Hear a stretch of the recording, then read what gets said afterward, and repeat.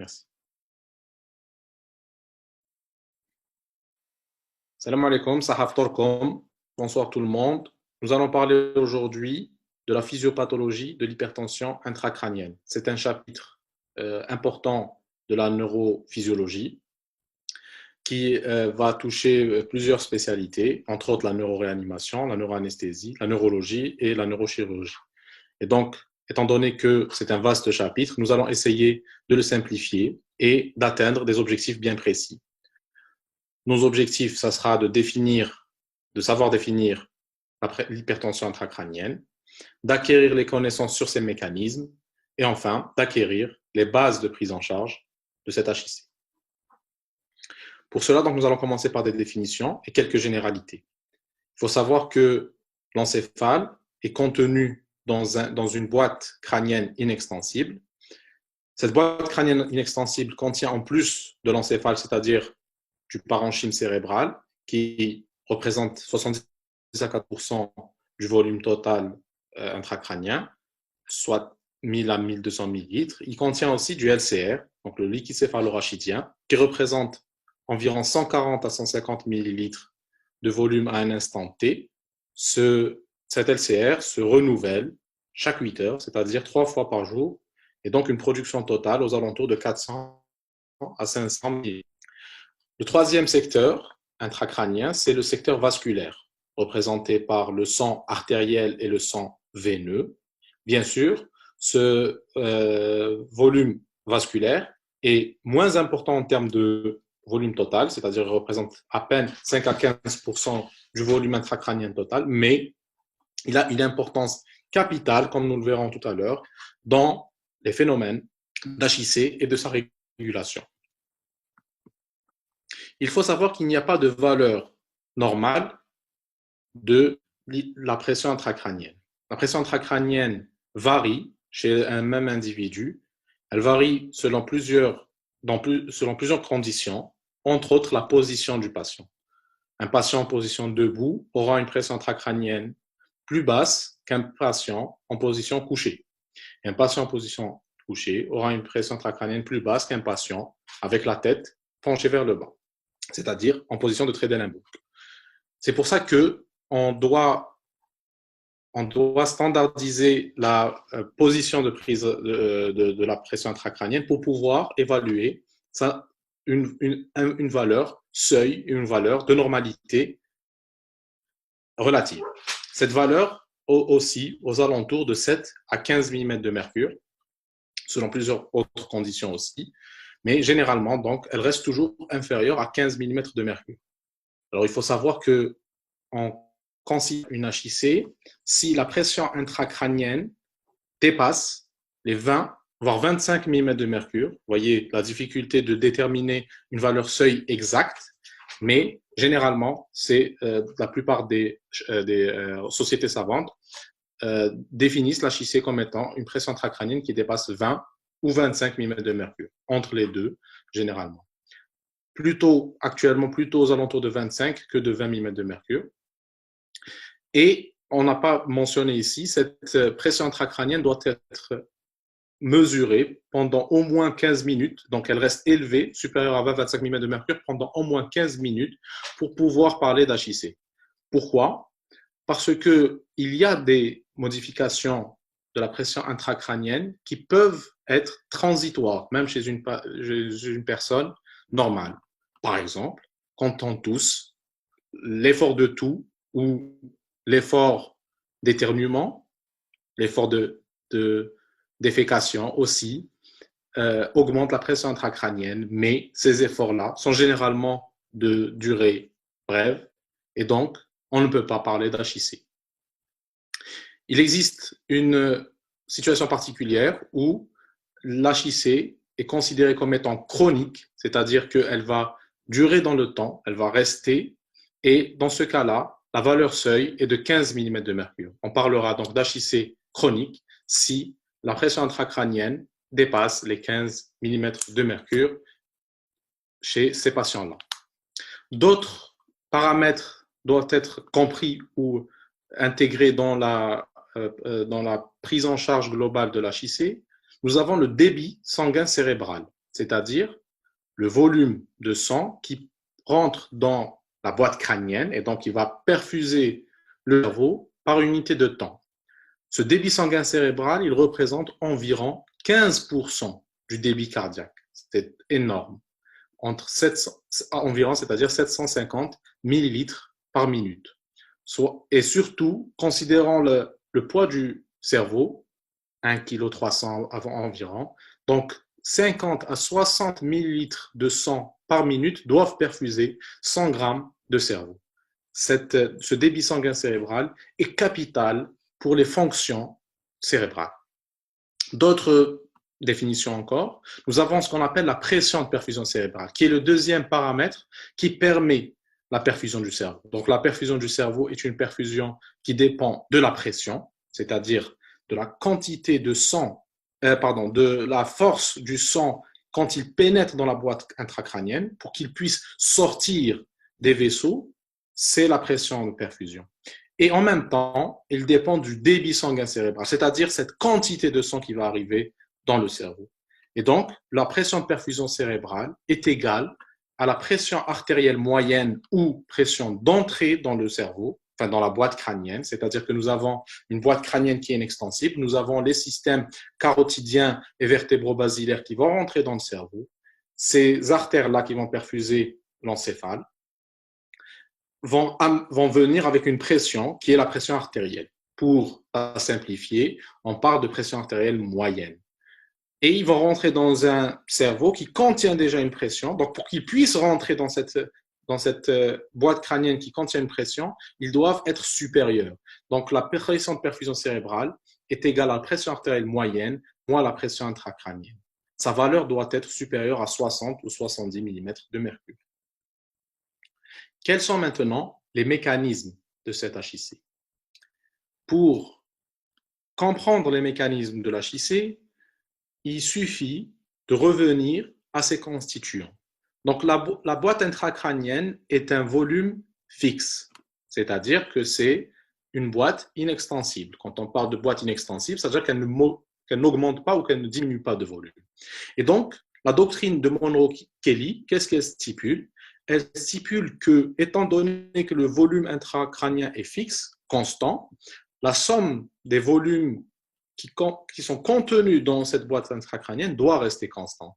Et donc, le volume parenchymateux, plus le volume du LCR, plus le volume sanguin, qu'il soit artériel ou veineux, doit rester constant pour maintenir une pression intracrânienne constante.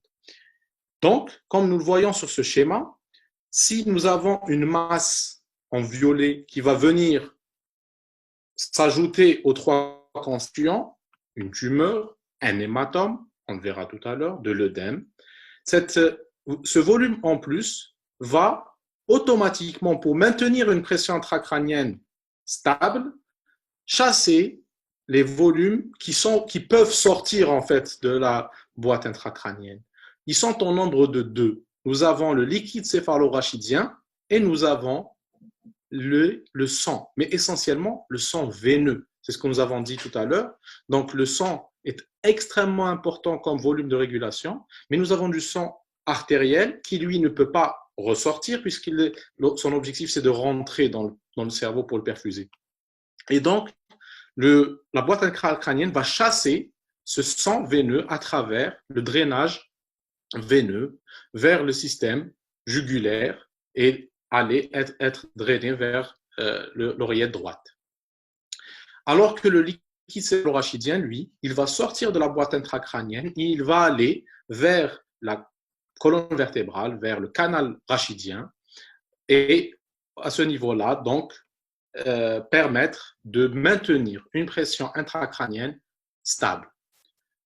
C'est ce qu'on appelle les phénomènes de compensation de la pression intracrânienne. Donc, ils sont essentiellement au nombre de deux, la diminution du volume du LCR par sa sortie de la boîte intracrânienne et la diminution du volume veineux par son drainage vers les cavités cardiaques.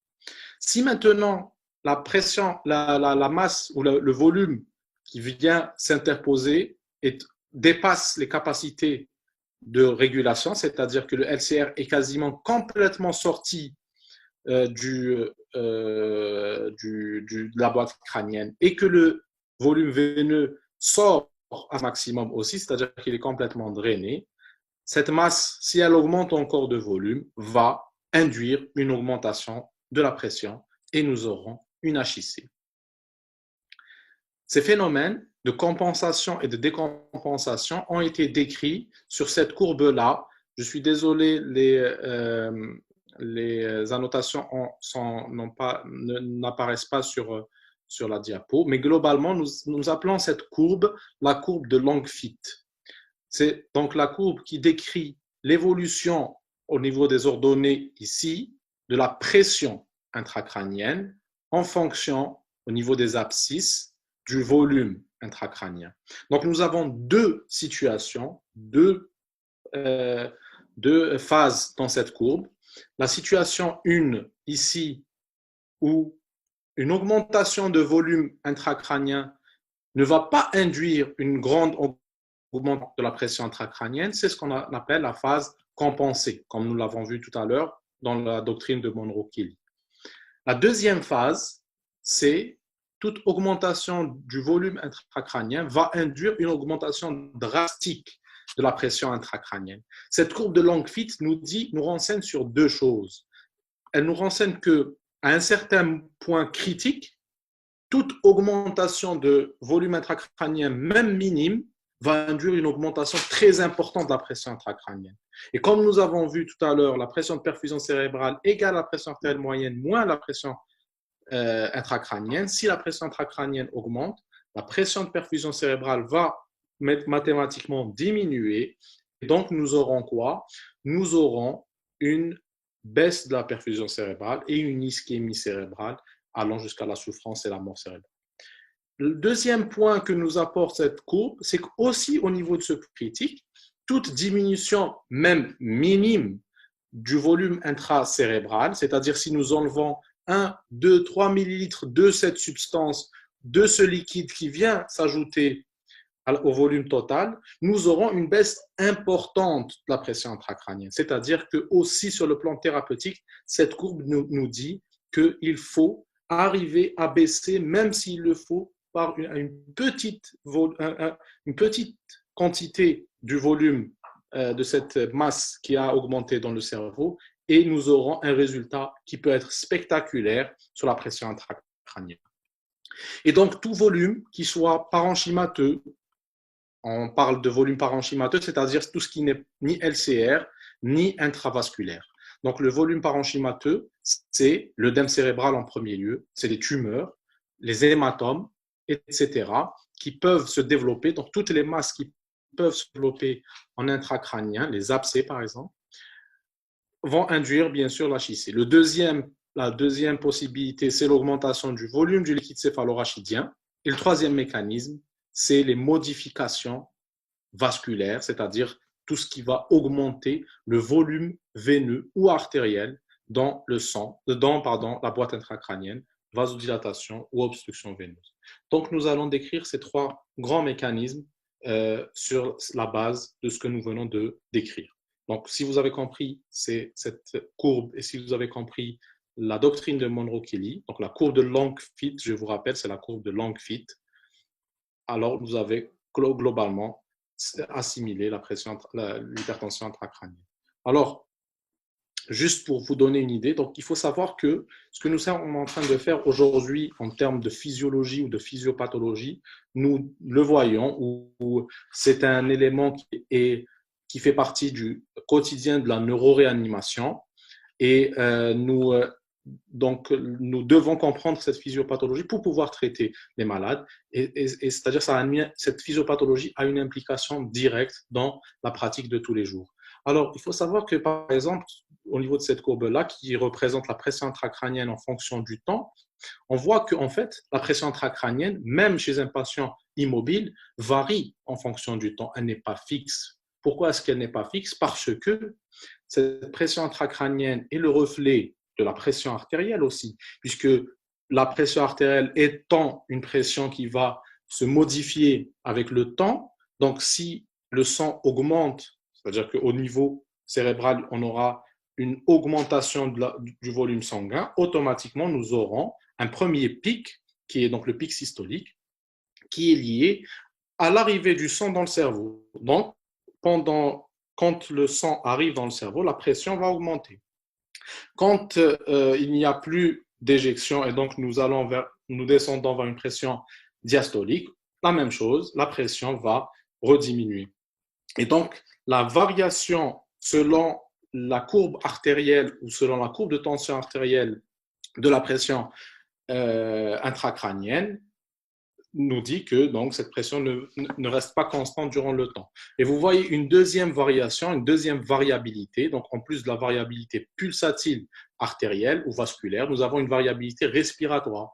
Étant donné qu'en respirant, nous augmentons et nous diminuons la pression intrathoracique et donc nous allons modifier les pressions veineuses, cette pression veineuse va retentir au niveau cérébral et donc toute augmentation de la pression intrathoracique va augmenter la pression veineuse intracérébrale à travers les jugulaires, donc va empêcher le reflux des jugulaires, enfin le drainage des jugulaires et donc ça va refluer les jugulaires vers le cerveau et ça augmente la pression intracrânienne. Et donc, c'est ce que nous avons dit tout à l'heure, la pression intracrânienne varie au cours du temps pour différentes raisons. Et nous voyons par exemple ici, en plus de la position, les variations respiratoires et les variations vasculaires. Donc, quels sont les mécanismes que on veut décrire en termes de pression, d'hypertension intracrânienne? Le premier mécanisme concerne le compartiment vasculaire. Comme nous voyons sur ce schéma-là, le débit sanguin cérébral peut être modifié par plusieurs paramètres, par plusieurs facteurs. C'est les déterminants du débit sanguin cérébral. Pourquoi est-ce que nous parlons du débit sanguin cérébral? Parce que quand le débit sanguin cérébral va augmenter, qu'est-ce que nous aurons? Nous aurons une augmentation du volume sanguin cérébral. C'est-à-dire que le volume qui va venir à un instant donné sera plus important. Et donc, si le volume sanguin cérébral augmente, automatiquement, la pression intracrânienne va augmenter. Mais ce volume va venir perfuser. Donc, non, on doit jouer entre un débit de perfusion qui va être nécessaire et un volume qui ne sera pas trop important pour ne pas trop augmenter la pression intracrânienne. Et donc, qu'est-ce qui détermine le débit sanguin cérébral? C'est bien sûr le débit cardiaque en premier lieu. Donc, un débit cardiaque trop élevé va augmenter la pression intracrânienne, mais aussi la pression de perfusion cérébrale elle-même. Si la pression augmente, le débit va augmenter. Et le troisième déterminant qui, lui, quand il est modifié, va induire des phénomènes que nous verrons tout à l'heure, c'est le CO2. Donc, toute augmentation du CO2 va augmenter aussi le débit sanguin cérébral et donc risquer d'induire une HIC.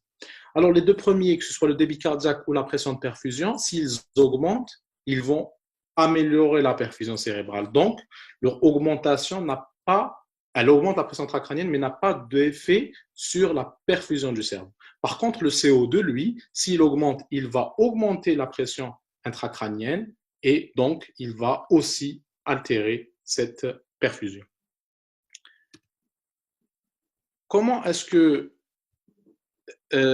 réagit le cerveau aux modifications de la pression de perfusion cérébrale? Pour qu'il n'y ait pas de modification de la pression intracrânienne, puisqu'on a dit que toute modification du débit sanguin cérébral va modifier la pression intracrânienne, le cerveau s'est adapté en maintenant toujours constant, donc au maximum, constant le débit sanguin cérébral. C'est ce qu'on appelle la courbe d'autorégulation. Cette courbe d'autorégulation que vous voyez ici, qu'est-ce qu'elle nous dit? Elle nous dit que pour un range, c'est-à-dire pour un intervalle de pression de perfusion cérébrale allant de 50 à 150 mm de mercure en temps normal. Ces valeurs peuvent être modifiées selon plusieurs conditions et nous n'allons pas rentrer dans les détails aujourd'hui. Mais entre 50 et 150 mm de mercure, nous avons une pression, un débit sanguin cérébral qui reste constant malgré les modifications de la pression de perfusion cérébrale. Comment est-ce que une augmentation de la pression de perfusion cérébrale n'augmente pas le débit sanguin cérébral? Parce que normalement, théoriquement, selon la formule, le débit sanguin cérébral égale PPC sur les résistances vasculaires cérébrales, toute augmentation de PPC, de la pression de perfusion cérébrale, va augmenter le débit sanguin cérébral.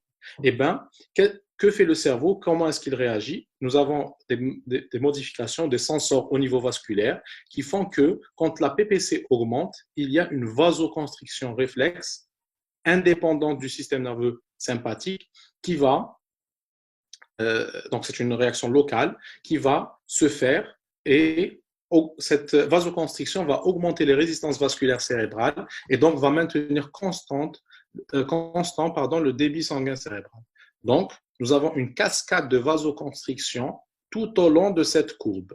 Plus la pression augmente, plus les vaisseaux se resserrent, plus les vaisseaux se resserrent, plus les résistances vont augmenter et donc le débit sanguin va rester constant.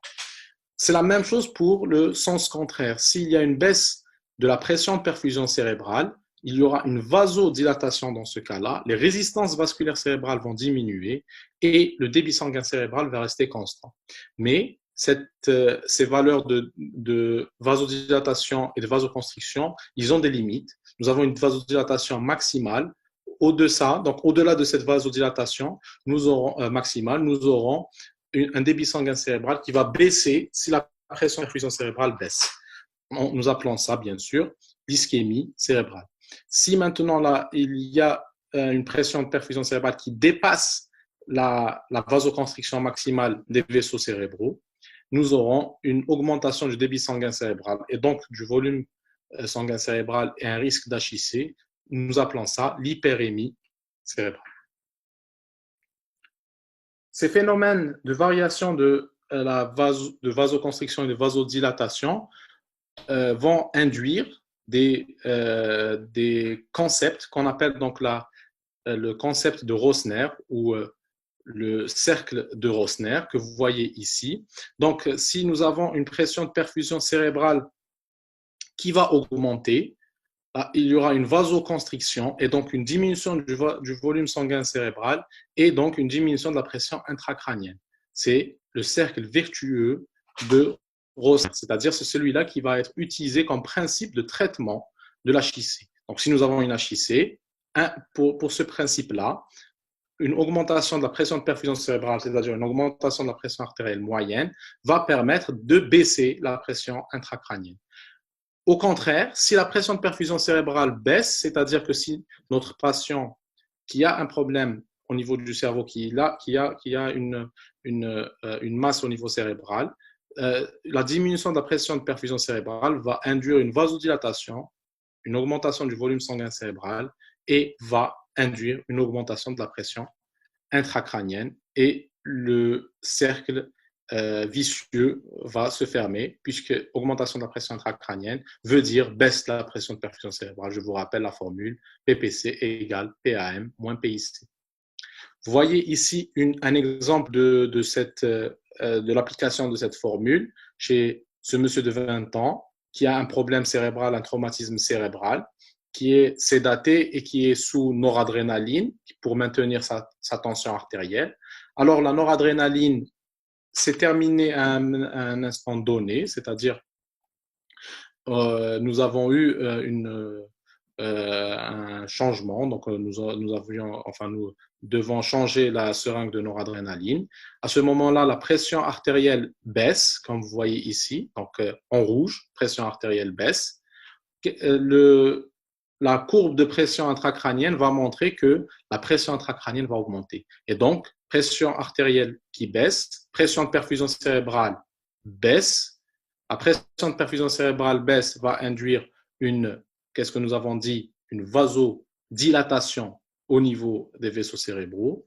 Et donc, la vasodilatation va augmenter le volume sanguin cérébral et donc augmentera la pression intracrânienne. Dès qu'on a restauré la seringue de noradrénaline et qu'on a restauré la pression artérielle moyenne, la pression de perfusion s'est rétablie et la pression intracrânienne est redescendue. Mais il faut savoir que ces phénomènes de vasoconstriction et de vasodilatation que nous appelons autorégulation sont détruits ou sont parfois altérés dans certaines situations pathologiques telles que les traumatisés crâniens ou les patients qui font une hémorragie méningée, qui sont des causes d'HIC, il y aura une mauvaise régulation, une perte de cette autorégulation. Et là, le débit sanguin cérébral va être directement lié à la pression de perfusion cérébrale. Et donc, nous devons savoir est-ce que le patient a maintenu ou pas son autorégulation pour savoir le traiter. Après, donc, les modifications du débit sanguin cérébral, ici on a donné en fonction de la pression artérielle dans la courbe bleue. Nous avons d'autres phénomènes, comme nous avons dit, d'autres déterminants du volume sanguin cérébral et donc du débit sanguin cérébral, que essentiellement, donc le deuxième phénomène, c'est le CO2. Donc, comme vous voyez ici, toute augmentation du CO2 va induire une augmentation du débit sanguin cérébral par des phénomènes de vasodilatation. Donc, le CO2 induit une vasodilatation cérébrale très importante, très marquée, et toute augmentation de cette PaCO2 va induire une augmentation du débit sanguin cérébral indépendamment, je redis, indépendamment de la pression de perfusion. Et au contraire, toute baisse de la PaCO2 va induire une baisse du débit sanguin cérébral aussi indépendamment de la pression de perfusion. C'est-à-dire que il peut y avoir une ischémie cérébrale liée à la baisse de la CO2, c'est-à-dire à l'hypocapnie. Et donc, c'est une variation qui est linéaire. Et nous disons globalement que toute variation de 1 mm de mercure va modifier de 3 à 5 le débit sanguin cérébral. Comme nous avons dit, l'hypercapnie induit une vasodilatation et donc risque d'HIC. Et l'hypocapnie, par contre, elle est encore plus dangereuse parce qu'elle va induire une vasoconstriction et donc il y aura un risque d'ischémie cérébrale. Cette réponse est très rapide. Donc, nous avons vu les mécanismes de compensation et de modification du secteur vasculaire. Nous allons passer au mécanisme d'HIC au niveau du secteur parenchymateux. Plusieurs types de lésions parenchymateuses peuvent coexister. Nous n'allons pas faire l'inventaire de ces lésions-là, mais globalement, donc on parle des processus intracrâniens, que ce soit l'hématome ou les tumeurs, les abcès, etc. Ces processus intracrâniens eux-mêmes donc, augmentent le volume intracrânien, mais le principal mécanisme d'HIC parenchymateux, c'est l'œdème cérébral. En fait, les œdèmes cérébraux, parce qu'il y a plusieurs mécanismes d'œdème qui peuvent être intriqués. Donc, comme vous le voyez, même autour d'un hématome, en plus du sang, c'est-à-dire en plus du volume lié au caillot sanguin, nous avons aussi un œdème qu'on appelle œdème périlésionnel qui va augmenter la pression intracrânienne et qui va majorer cette augmentation de pression intracrânienne.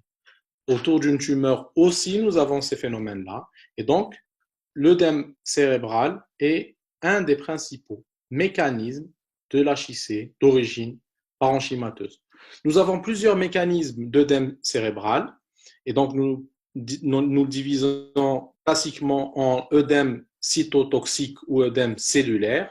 C'est une augmentation ou un gonflement des cellules cérébrales, qu'elles soient gliales ou neuronales. Donc, nous aurons une augmentation de leur volume. Donc, le volume des cellules augmente et nous appelons ça œdème cytotoxique ou œdème cellulaire. À l'inverse, il y a l'œdème extracellulaire ou l'œdème vasogénique qui est dû à une extravasation de liquide, de protéines et d'autres molécules donc, du plasma qui vont venir augmenter le volume extracellulaire. Nous définissons aussi d'autres types d'œdèmes. On a ce qu'on appelle l'œdème osmolaire ou l'œdème osmotique, qui est une augmentation du volume cellulaire. Donc, c'est un type d'œdème en fait cellulaire qui est lié à l'entrée d'eau à l'intérieur de la cellule cérébrale, neuronale ou gliale après modification de l'osmolarité, c'est-à-dire s'il y a la baisse de l'osmolarité du milieu extracellulaire, automatiquement, il y aura un appel d'eau vers le milieu intracellulaire. Nous appelons ça l'œdème osmolaire ou l'œdème cellulaire, tout simplement. Et le quatrième type d'œdème, c'est ce qu'on appelle l'œdème, entre guillemets, interstitiel. En fait, c'est le LCR qui va passer à travers les ventricules à travers la paroi ventriculaire, à travers la paroi épendymaire, et va aller se nicher autour des ventricules. Et généralement, il reste proche des ventricules. Nous appelons ça donc l'œdème interstitiel. C'est un type d'œdème extracellulaire, mais qui n'est pas d'origine vasogénique. C'est une résorption transépendymaire, donc à travers les cellules épendymaires des ventricules, du LCR. Ces deux types d'œdème, donc essentiellement vasogéniques et cellulaires, ils sont aussi différenciés au niveau de l'imagerie. L'œdème vasogénique, sur le plan anatomopathologique ou sur le plan lésionnel, il se trouve qu'au niveau de la substance blanche, puisque les vaisseaux se trouvent essentiellement au niveau de la substance blanche, alors que l'œdème cellulaire, lui, va concerner autant la substance blanche que la substance grise. Donc, il ne respecte pas la substance grise. Nous pouvons avoir donc des œdèmes autour de certaines lésions. Nous parlons d'œdèmes localisés, par exemple autour des hémorragies, autour des tumeurs ou autour d'une plage de nécrose, d'un AVC ischémique. Et plus souvent, les œdèmes diffus qui, eux, peuvent être engendrés par plusieurs mécanismes, essentiellement les traumas crâniens, les hémorragies sous-arachnoïdiennes et autres phénomènes toxiques ou infectieux, l'encéphalopathie hypertensive, etc. Donc, vous voyez ici une liste. Donc, cet œdème périlésionnel va majorer le volume d'une masse. Par exemple, ici, nous voyons donc un hématome, ici un hématome sous-dural aigu. Cet hématome sous-dural aigu avec cet œdème qui est à côté, donc on voit ici une différence, va induire un déplacement des structures cérébrales vers le côté contralatéral au volume expansif. Donc, nous appelons ça l'effet de masse. Cet effet de masse va aller vers son maximum, que nous appelons l'engagement cérébral. En fait, l'engagement cérébral, c'est le passage d'une partie du cerveau à travers un orifice qui, normalement, ne contenait pas donc, du cerveau. C'est généralement donc, un passage entre la dure mère, entre des extensions de dure mère et le cerveau. Donc, nous pouvons décrire plein de types d'engagement. Les plus importants, c'est l'engagement sous-falcoriel, c'est-à-dire sous la faux du cerveau, qui est présent ici. L'engagement dit temporal, donc c'est le lobe temporal qui va aller au niveau de la tente du cervelet. Nous avons aussi, donc quand on a deux engagements temporaux, nous appelons ça l'engagement central, c'est en fait l'engagement du diencéphale à travers la tente du cervelet. Nous avons aussi l'engagement des amygdales cérébelleuses à travers le foramen magnum, c'est-à-dire le trou occipital. C'est un des engagements les plus graves. Donc, du plus bénin, l'engagement sous-falcoriel, au plus grave, l'engagement du tronc cérébral ou des amygdales cérébelleuses, parce qu'à ce niveau-là, nous avons des structures vitales. Donc, comme nous avons dit, nous avons les œdèmes cytotoxiques ou œdème cellulaire qui est un œdème intracellulaire. Nous parlons donc de gonflement cellulaire ou de swelling. Il est indépendant de la barrière hémato-encéphalique. C'est une entrée d'eau et d'électrolytes ou d'électrolytes à l'intérieur des neurones et des astrocytes. Deux grands mécanismes, c'est soit par défaut de défaillance de la perméabilité et de la pompe NAK-TPase, c'est-à-dire que généralement, qu'est-ce que nous avons? Nous avons une pompe NAK-TPase qui ne peut plus fonctionner à cause généralement d'un manque d'ATP, donc c'est l'ischémie qui va induire ça. Ce manque d'ATP va induire que le sodium va rester à l'intérieur de la cellule et il y aura un appel d'eau vers l'intérieur de la cellule. Il peut y avoir aussi une perméabilité accrue au sodium et au potassium. On appelle ça l'excytotoxicité. C'est généralement l'effet de l'acide glutamique. Ou bien la capture osmotique des solutés, donc de l'eau, dans le cadre d'une hyponatrémie ou d'une hypoosmolarité avec œdème cérébral. Le deuxième phénomène ou deuxième type d'œdème cérébral, c'est l'œdème vasogénique qui, lui, est dû à soit une augmentation de la perméabilité généralement d'origine inflammatoire de la membrane hématoencéphalique, de la BHE, et que vous voyez ici à travers la loi de Starling. Donc, cette augmentation de la perméabilité par les phénomènes inflammatoires, les cytokines pro-inflammatoires, va induire l'extravasation du plasma. Ou bien, plus rarement, par augmentation de la pression hydrostatique, de la pression artérielle moyenne, par ce qu'on appelle donc une poussée hypertensive importante ou l'encéphalopathie hypertensive ou l'hypertension artérielle maligne qui, elle, comme nous l'avons vu au début, si la pression de perfusion dépasse les phénomènes de régulation, nous aurons une hyperémie cérébrale et une...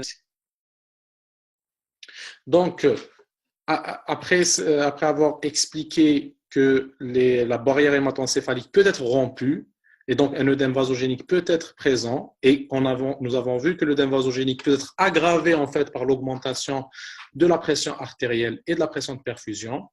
Si cette barrière est altérée, le concept que nous avons vu tout à l'heure, qui est le concept de Rosner, c'est-à-dire que pour diminuer la pression intracrânienne, nous pouvons augmenter la pression de perfusion cérébrale, n'est plus valable puisque cette autorégulation ne sera plus possible vu que s'il y a une augmentation de la pression de perfusion cérébrale, nous risquons d'induire un œdème cérébral d'origine vasogénique et nous risquons d'aggraver la pression intracrânienne. Et donc, nous devons évaluer est-ce que le patient a ou pas un problème de la barrière hématoencéphalique pour donner la pression optimale pour la perfusion cérébrale, concept de Lund qui lui dit que si la barrière est lésée, l'augmentation de sa perméabilité va être à l'origine de l'œdème. Sur le plan thérapeutique, on va traiter l'œdème cérébral en aigu par une osmothérapie, c'est-à-dire que nous allons donner des substances au niveau du sang qui sont osmotiquement actifs, que vous voyez ici. Donc, c'est des osmoles en jaune ou en rouge. Ces osmoles-là vont attirer l'eau vers le côté sanguin et donc vont diminuer l'œdème cérébral et permettre de diminuer la pression intracrânienne. Comme nous avons dit, pour la courbe de Langfitt, toute diminution même minime de la pression intracrânienne va permettre, toute diminution même minime du volume intracrânien va permettre une diminution drastique de la pression intracrânienne. Troisième et dernier compartiment à l'origine de l'hypertension intracrânienne, c'est le liquide céphalorachidien. Pour rappel, la circulation du liquide céphalorachidien se fait à travers, donc il est produit au niveau des ventricules et essentiellement au niveau des ventricules latéraux à travers de ce qu'on appelle, donc des cellules qu'on appelle les plexus choroïdes. Ces plexus choroïdes donc, qui produisent le LCR, il va aller dans le système ventriculaire, donc des ventricules latéraux vers le troisième ventricule, et du troisième ventricule vers ici, donc vous voyez ici le troisième ventricule, vers le quatrième ventricule ici. Et donc, c'est donc les ventricules au système épendymaire. À partir de là, le liquide céphalorachidien va sortir de ce qu'on appelle les foramen de Luchka et de Magendie. C'est donc à travers là qu'il va se trouver dans l'espace sous-arachnoïdien. Donc l'espace sous-arachnoïdien, c'est donc une partie entre la dure mère et la pie-mère qui fait circuler le LCR. Donc cet espace sous-arachnoïdien va permettre la circulation du LCR entre la boîte intracrânienne et le canal rachidien et à l'intérieur même de la boîte intracrânienne, différents endroits pour qu'il puisse être drainé au niveau de ce qu'on appelle les granules de Pacchioni qui se trouvent essentiellement au niveau des sinus veineux, essentiellement du sinus sagittal supérieur, comme vous voyez ici. Donc, à travers ces granules de Pacchioni, il y aura un drainage du LCR et c'est comme ça qu'il y a le turnover, le renouvellement du LCR qui va du plexus choroïde vers les systèmes veineux et vice-versa. Donc, comme nous avons dit, chaque 8 heures, nous avons un renouvellement quasi total du LCR. Et donc, si à chaque étape de production, circulation ou de résorption du LCR, nous avons des problèmes ou des défauts, un défaut de production, un obstacle à la circulation ou un défaut de résorption, nous aurons une augmentation du LCR qui va, pas un défaut de production, une augmentation de la production un défaut de résorption ou un défaut de circulation, nous aurons une hypertension intracrânienne due à une augmentation du LCR. Nous appelons ça une hydrocéphalie. Et donc, les hydrocéphalies peuvent être soit d'origine une augmentation de production ou un défaut de résorption, nous appelons ça les hydrocéphalies communicantes, ou bien un défaut de circulation, c'est-à-dire qu'à un moment donné de la circulation, par exemple au niveau de l'aqueduc de Sylvius ou au niveau des trous de Clyde-Magendie, nous aurons un obstacle ou quelque chose qui vient boucher une tumeur ou un hématome qui vient comprimer ces voies de circulation. Nous aurons une augmentation, donc un défaut de résorption, une augmentation du volume des ventricules. Nous appelons ça donc une hydrocéphalie obstructive. Donc, la principale cause d'hydrocéphalie par augmentation de production, c'est les papillomes ou l'hyperplasie du plexus choroïde, et qui est donc à l'origine d'hydrocéphalie, surtout chez l'enfant. D'autres phénomènes donc, de défaut de circulation, que comme nous venons de le dire, c'est-à-dire des phénomènes obstructifs ou des phénomènes de compression des voies de circulation. Et le troisième phénomène, c'est le défaut de résorption au niveau des granules de Pacchioni, comme vous pouvez le voir ici. Les granules arachnoïdiens ou granules de Pacchioni sont bouchés par des débris cellulaires ou par un caillot de sang fréquemment trouvé quand on a une hémorragie sous-arachnoïdienne, donc du sang dans l'arachnoïde, ou hémorragie méningée, ou bien dans les méningites. Dans ce cas-là, ces protéines, le sang ou les débris cellulaires vont empêcher la résorption du LCR et nous aurons une augmentation, une hydrocéphalie dite communicante, par défaut de résorption. Nous pouvons parler aussi de l'hypertension intracrânienne idiopathique, qui est donc une hypertension chronique, survenant généralement chez la femme entre 20 et 40 ans. C'est chronique, donc c'est plutôt l'apanage ou donc c'est plutôt les neurologues qui ont l'habitude de voir ça. Elle se manifeste par les signes donc, de l'HIC, que sont les céphalées bilatérales, généralement ne répondant pas bien aux antalgiques, les troubles visuels et des nausées ou des vomissements. Donc, c'est la triade clinique de l'HIC. Je n'en ai pas parlé parce que, comme nous avons dit, nous ne pourrons pas tout évoquer aujourd'hui. Donc, cette HIC est de mécanisme mal ou peu connu, mais on pense à soit une hypersécrétion ou à une diminution du drainage du LCR. La prise en charge générale des HIC et surtout bien sûr de l'HIC aiguë repose sur tout ce que nous venons de voir. Donc, elle repose sur des procédures générales d'oxygénation du cerveau et surtout en évitant toute modification du CO2, donc une normocapnie, et une optimisation de la balance de perfusion cérébrale et de sa consommation. Comme nous avons dit, donc nous pouvons drainer le LCR par des drainages externes ou internes, des drainages ventriculo-péritonéal ou des drainages ventriculaires externes. Une osmothérapie, comme nous avons dit, permet aussi d'éliminer l'œdème cérébral. Une décompression par donc, ouverture de la boîte crânienne, qui est donc l'ultime traitement de l'HIC. On peut prévenir l'œdème cérébral par donc, une meilleure perfusion du cerveau, une diminution de sa consommation en énergie. Et le drainage veineux doit être préservé, donc la tête doit être toujours en position semi-assise et droite pour ne pas obstruer les jugulaires. Et la diminution de la demande en oxygène va permettre de ne pas tomber dans une ischémie et un manque d'ATP. Comme nous avons vu, s'il y a un manque d'ATP, il y a un risque d'œdème cytotoxique. Et donc, l'ischémie est à risque d'œdème cytotoxique. Et c'est pour ça que nous diminuons la consommation de l'oxygène du cerveau en donnant des sédatifs, donc en mettant le patient au repos, on l'endort, en prévenant ou en traitant les crises épileptiques et en maintenant une température normale, voire basse dans certaines situations. Mais toutes ces thérapeutiques sont complexes, comme vous pouvez l'imaginer, et ils sont donnés au cas par cas et nous devons monitorer tous ces paramètres pour pouvoir bien traiter.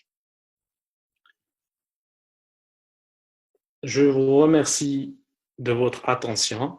C'était effectivement assez long et surtout, nous n'avons pas pu traiter la totalité des phénomènes en rapport avec l'hypertension intracrânienne. Je voulais me baser essentiellement sur les phénomènes physiopathologiques. Je n'ai pas parlé exprès de la clinique et je n'ai pas trop parlé de la prise en charge. J'ai voulu vous transmettre les éléments physiopathologiques qui pourront être appliqués plus tard dans votre formation. Et bien sûr, au fur et à mesure que vous allez évoluer progresser dans la formation médicale, vous allez apprendre de nouveaux éléments, des éléments qui vont enrichir vos connaissances.